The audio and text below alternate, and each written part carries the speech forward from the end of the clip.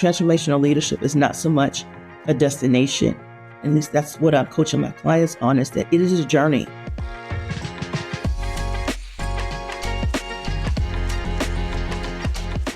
Welcome to the TroopHR podcast. I'm your host, Taylor Bradley. Today we're sitting down with Sonja Mustiful, former HR executive and current founder and president of Essence of Coaching. In today's episode, we're diving into transformational leadership, not as a title, but as a way of showing up at work. What does it really mean to lead?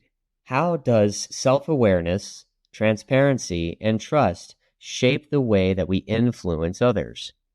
And in a world defined by constant change, what separates good leadership from truly transformational leadership? Our guest, Sonja, challenges us to think beyond emotional intelligence and consider something she calls the connection quotient, the ability to meaningfully connect how we show up with how others experience us. But as always, we start at the ground floor by first asking Sonja, in her opinion, what is the definition of leadership? To me, leadership is really comprised of, you think about who you are and how you show up, right? So individually, what is it that I bring to the team?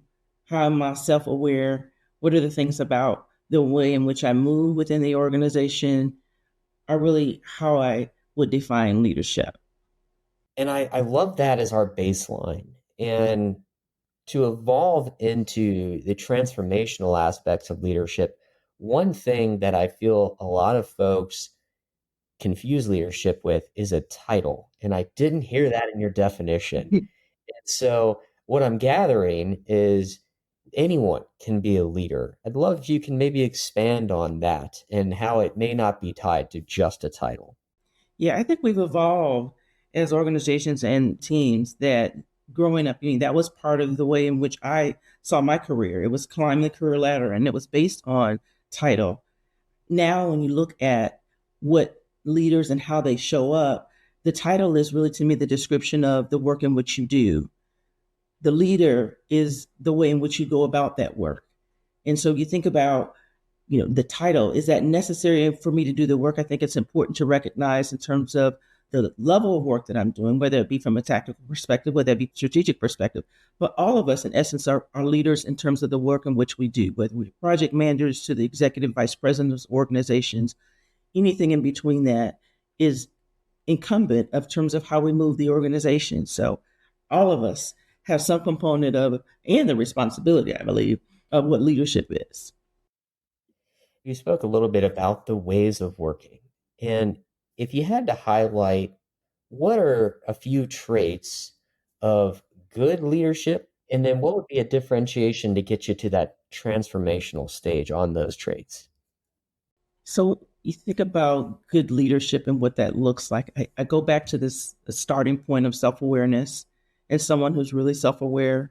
And they talk about not just the emotional intelligence. I think there's a component that sometimes we often miss, and that to me is that CQ, that connection quotient. So what is the connection intelligence in terms of, here's how I'm showing up, but what are the ways in which I'm showing up and connecting with other people? And one of the ways in which I connect with other people in terms of behaviors or thoughts around that is, am I showing or exhibiting any traits around compassion and gratitude and what that looks like in terms of really understanding someone else's perspective? Am I modeling integrity? Like, can you believe me no matter what I say? Can you trust what I say repeatedly, not just once in a while, every now and then, but just this whole notion of coming together and seeing all the components of that coming together, I think are important in terms of not just leadership, but how I show up in that. And I think that transformation in leadership is recognizing, how do you move from this space of what's coming up for us in terms of, this is the goals that we've identified are inspiration, but how do we begin to integrate what we're doing? So you're moving from inspiration to integration. You're saying, okay, this is what we aspire to be. This is who we're going to be, but how do we actually go get the work done? That's the people. It seems that as people leaders or executives, that we're in a unique position to model this. And what advice when you work with people leaders do you give on how do you set this standard in the organization of what great leadership looks like, no matter what level your title is? Yeah, so setting that standard, I love that you put that, because I think that it helps model, at least set, here's what the expectations are. How do we move beyond, what the mission, the vision, and the values? Those are important. Those are our grounding pieces in terms of the word, but the actions, what we do to put in place, what are the behaviors that you can expect to see?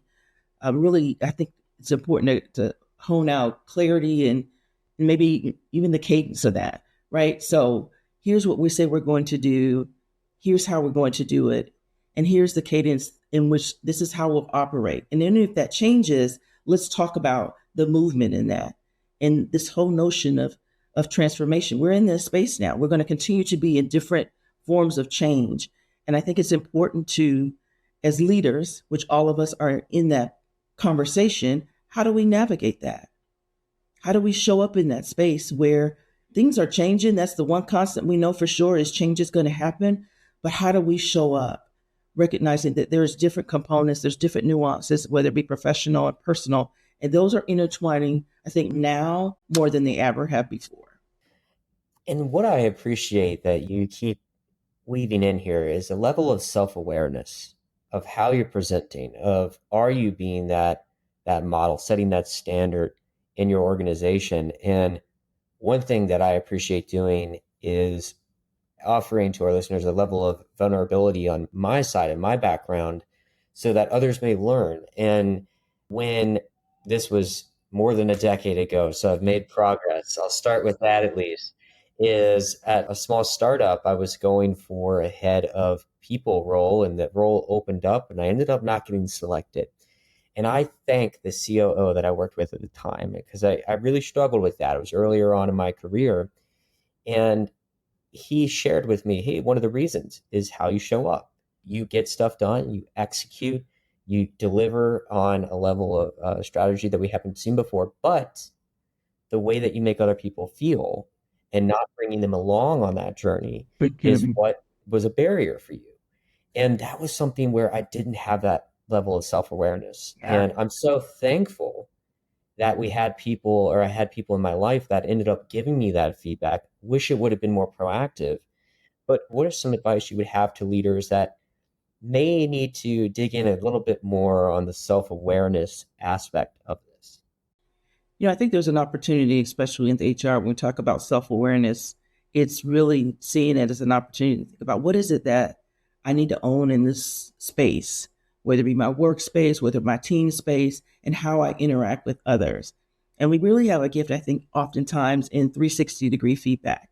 You have the opportunity to get some other insight in terms of how you're showing up in the organization, whether you in organization or even outside the organization. Who are people who can you can tap in, that you have relationship with, who can really give you some feedback, feed forward on here's what's coming up for me.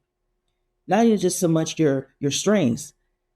What can you do even better? Often people say blind spots, but I'm saying, what can you do even better than what you're doing right now? And I think that gives you an opportunity to look at how you're showing up through a different lens.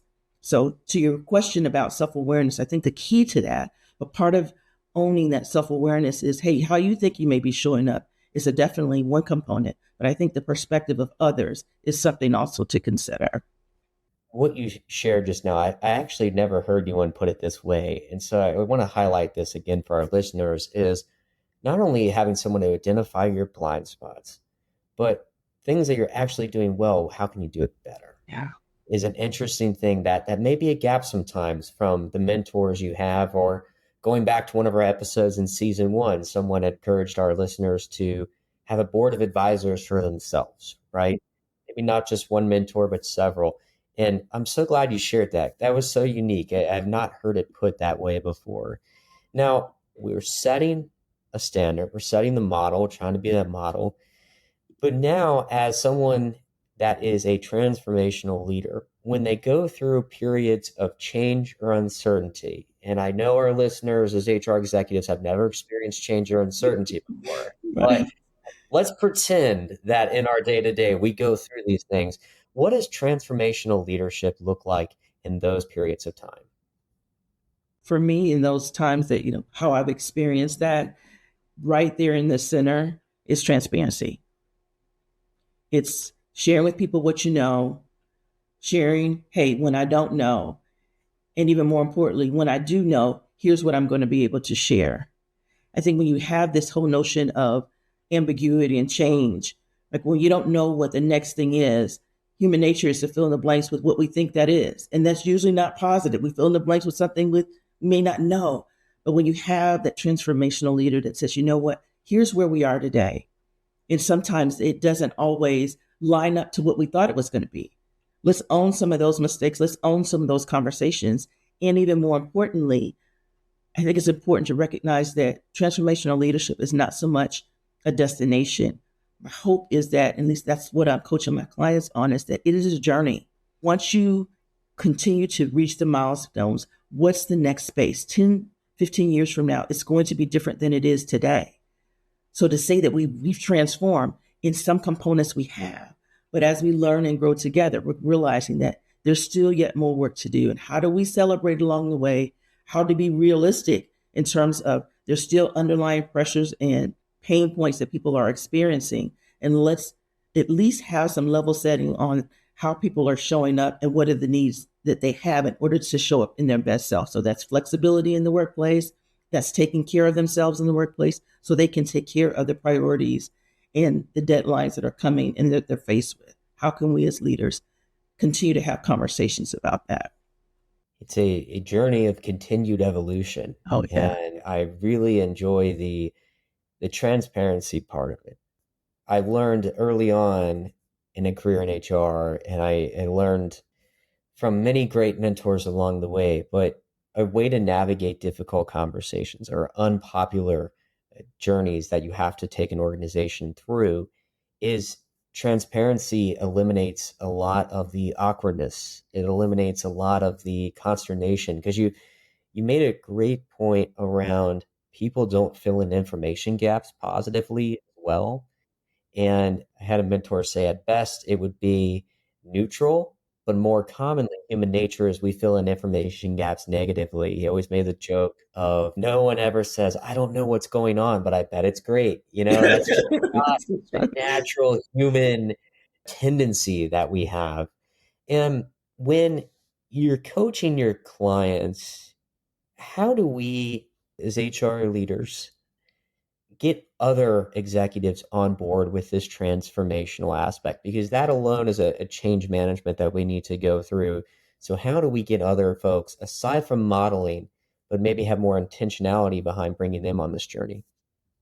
Two things come to mind. One, I think, is the data that's out there. What does the data show in terms of where we are and where we want to be? What are some other organizations that have been through this type of transformation? What are our culture survey results showing in terms of what the expectations are around our organization? I think that the systems part is one piece, but I think the other piece is how do we keep having conversations? How do we set the expectation that there is a need for conversations to understand where people are right now and what's going to be helpful for us to move the needle, make some shifts forward? It's one thing to see the numbers and see the analytics about what things are happening, but I think that the how is still, it's going to come back to people.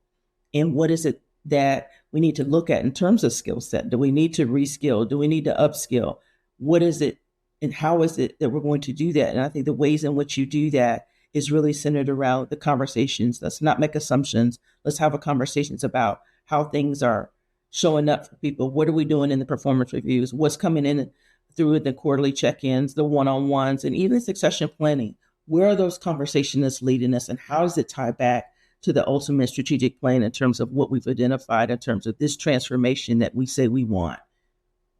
And part of it, you mentioned along the way of 360 feedback, especially among some of the more senior leaders in your organization. What are some questions that you feel people leaders could put into those 360s that will actually get the type of signal needed for someone to raise self-awareness or to have some more insights into how they're being perceived as a leader? Yeah. Appreciate that, Taylor. That's a really great question. I think about how someone interfaces with me, right? What is that relationship about.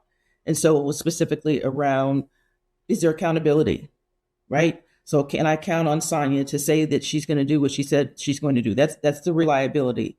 The accountability piece that I would particularly ask is, hey, when you say you're going to do something, can I count on you to do it not just one time, but each and every time?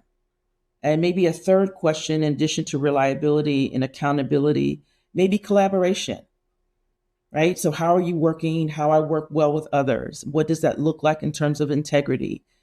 Are you making the right decisions? Are you making those decisions that align with who we say we are as an organization?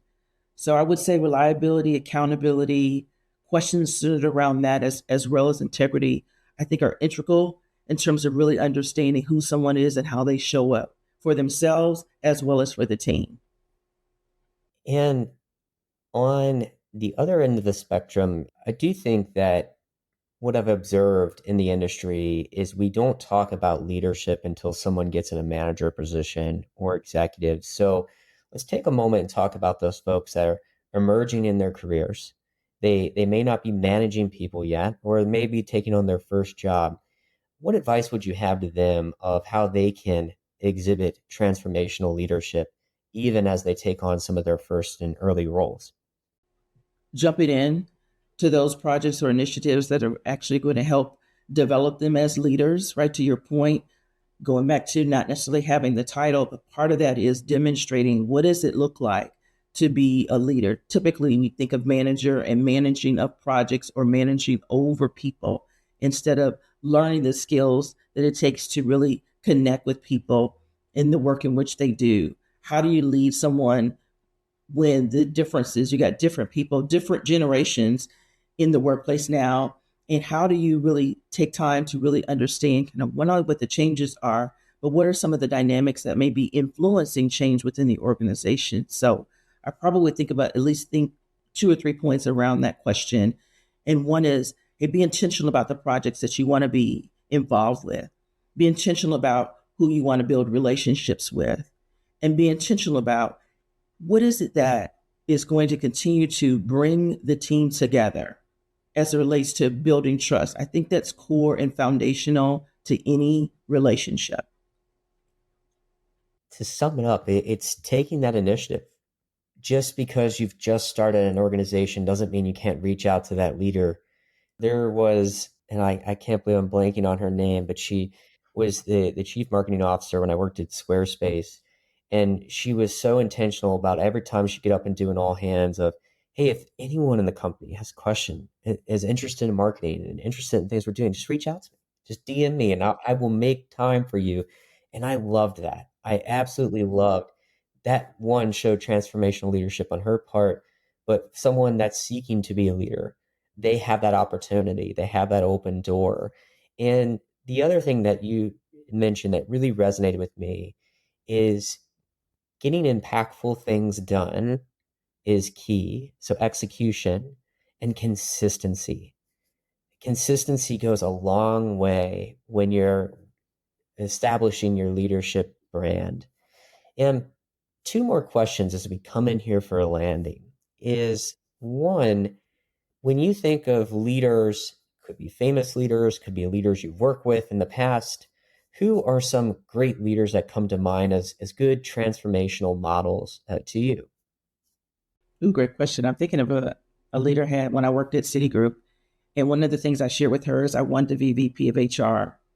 And one of the things she told me was, or at least shared with me, is that, hey, it's a lot of visibility.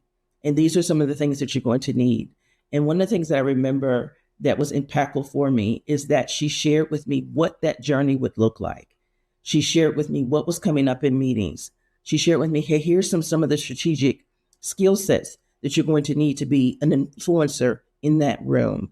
First of all, she asked me, hey, where do you want to go from here? What do you see as your growth strategy from here? Like, what does that plan look like? And then how can I best support you? And then here's what support looks like for me. And part of that support was sharing with me what that journey would look like and preparing me to be in place in step 4. Hey, here's some of the things you need to have in place in order to move into that space. And she was still to this day has a very impactful space in my life in terms of not just telling me the way, but she showed me the way as well. Not just telling, but showing. My gosh. That, again, another great line that I'm going to lift and spread that along my journey as well. The final question I have for you is likely the easiest. If folks want to get your support, get your guidance on their journey to transformational leadership of their own, how can they go about reaching out and connecting with you? Well, you can go to my website, essenceofcoaching.com. I'm definitely on LinkedIn, Sonja Mustiful. You can also find me on Instagram, Sonja Mustiful, Essence of Coaching, as well as Sonja the Coach. This is where you'll find me on Instagram. So, And for listeners, we will be sure to post those in the description so you can easily navigate to those. And I'm impressed. The Instagram, I haven't made an Instagram. I'm not Insta famous, so Sonia, you're way ahead of me on that. Not yet. But that said, Sonia, thank you so much for being on the podcast today. Thank you so much. Thank you for listening to this episode of the TroopHR podcast. If you've liked this episode, we would encourage you to like and subscribe. If you would like to learn more about the TroopHR community, you can reach out to troophr.com. In the meantime, keep living the dream.